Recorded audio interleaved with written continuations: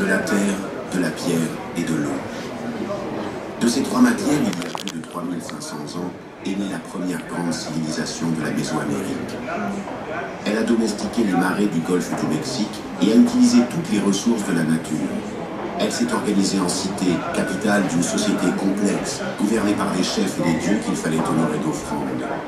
Elle a élevé des bâtiments exceptionnels et créé des œuvres remarquables par leur taille, leur puissance et leur finesse. Elle a initié une forme d'écriture et développé des rituels pour fédérer autour d'elle d'autres populations de l'isthme de Tehuantepec. Elle a édifié des villages et des temples, les a abandonnés, en a construit d'autres ailleurs, a bâti encore, cultivé toujours, colonisé souvent, avant de disparaître quelques siècles avant notre ère. Nous ne connaissons cette civilisation que depuis 150 ans et lui avons donné le nom d'Olmec. Elle nous est encore très mystérieuse, mais la terre, la pierre et l'eau ont gardé les traces de sa grandeur.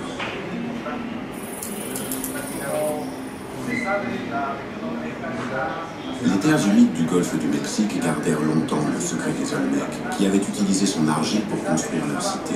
En 1862, le Mexicain José María Melgar découvre à Tres Zapotes un mégalithe à demi enterré, une grande tête de pierre qu'il pense étrangement de type éthiopien. Dans les années 1920, l'archéologue Franz Blom et l'ethnologue Olivier Lafarge explorent le site de la Venta. Ils admirent les vestiges de la puissante pyramide qui dominait la cité et mettent en évidence une autre tête colossale qu'ils attribuent aux Mayas. Leurs travaux attirent l'attention d'un autre archéologue, Hermann Beyer, qui se rend au Mexique quelques années plus tard. Il contredit l'origine maya des découvertes et baptise Olmec, la civilisation qu'il met à jour, reprenant le nom que les Aztèques donnaient aux habitants de ce pays du caoutchouc. Sa théorie est confirmée par plusieurs de ses confrères, dont Ignacio Bernal.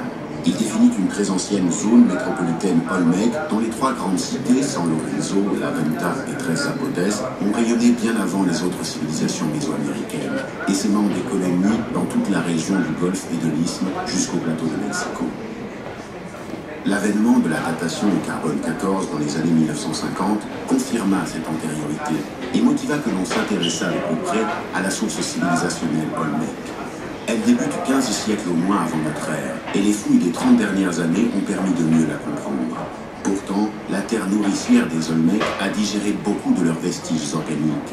Les os des morts que l'on inhumait en les parant d'une poudre rouge, le bois et les roseaux de leurs habitations, les tissus de leurs vêtements et les restes de leur nourriture, qui fut si abondante et accessible qu'elle permit à ce grand peuple de développer d'autres activités et surtout un élan de pensée. Des Olmecs, il reste l'argile, travaillée pour édifier des pyramides, sculpter des personnages ou façonner des poteries. Mais la terre a conservé d'autres traces de leur intelligence, comme les prémices d'une écriture et d'un calendrier. Elle a aussi préservé de puissants mégalithes et les offrandes massives de pierre que les Olmecs enterraient pour ancrer leur ville, remercier la nature, honorer leur dieu et glorifier la puissance divine de leur souverain. De la pierre Olmec, on connaît d'abord les emblématiques têtes humaines géantes, spectaculaires blocs volcaniques représentant sans doute leur souverain. Mais il y a aussi ces êtres surnaturels, mélangeant des visages de bébés à des éléments empruntés aux batraciens, aux reptiles et aux jaguars, un félin qui sera au cœur de nombreuses croyances mésoaméricaines. Les Olmecs sculptèrent aussi les hommes en pied, souvent trapus, au cou court, aux faciès presque mongols, ou bien au contraire, longs, musclés, puissants, aux traits fins et délicats.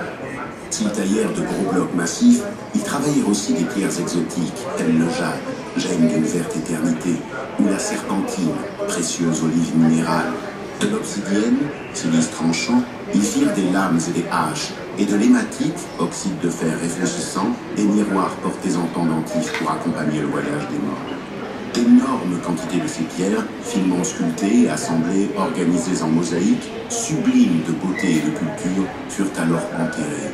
Enfouies sous des mètres de cette terre qui engloutit presque tous les autres souvenirs des Olmecs, ces merveilles minérales protégeaient leur monde, remerciaient la nature, honoraient les rois et respectaient l'ordre des dieux. Peuple de l'eau, les Olmecs occupaient une région traversée par de nombreuses rivières et arrosée de pluies tropicales, une terre de plaines alluviales, de marais et de lagunes. L'eau, parfois excessive au point de devoir être drainée, fertilisait le sol, favorisant la pousse du maïs, domestiqué dès le 5e millénaire, de la courge, du tournesol, du manioc. Les lacs et les fleuves fournissaient tant de poissons qu'il était presque inutile de chasser. Cette prodigalité permit à la population de croître et donna aux hommes le temps de réfléchir.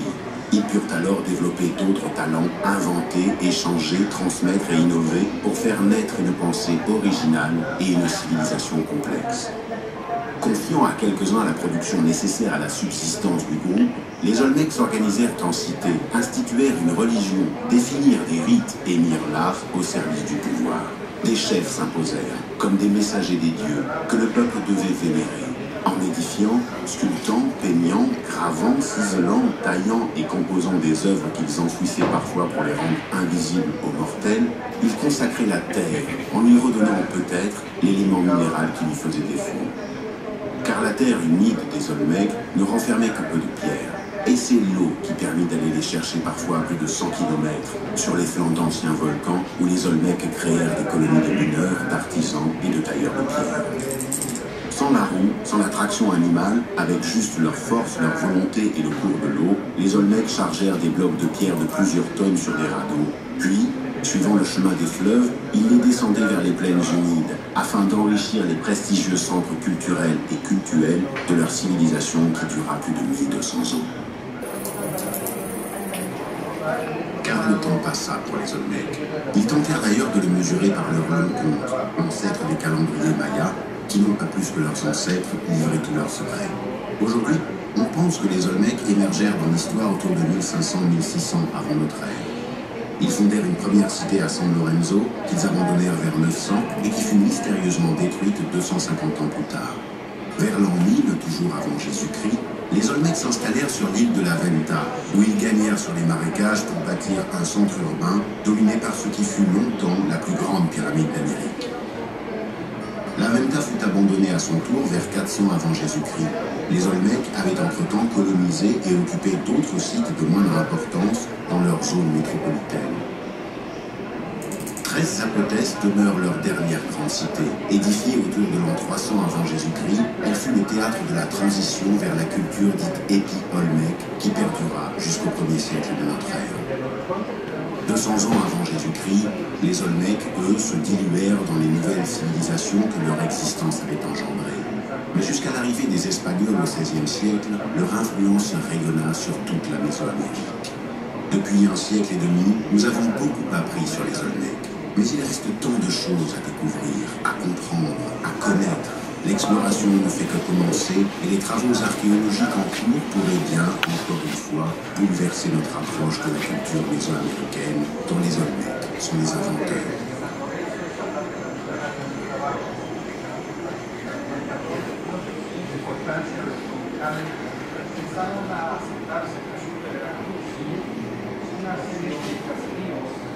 Gracias.